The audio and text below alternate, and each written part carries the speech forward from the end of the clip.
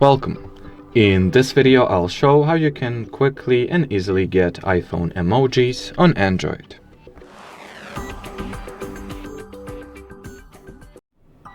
So to start, launch the Google Play Store. Now open search and input the green Apple keyboard query or search request.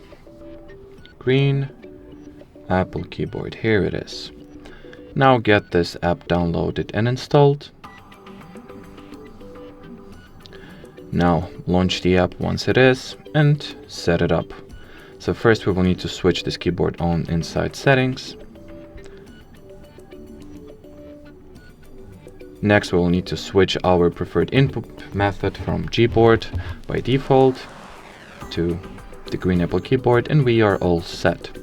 Now if you will pull up the keyboard or just start typing text pretty much anywhere, you'll have the same emoji section as you would on the iPhone or any other iOS device that uses the iOS default keyboard.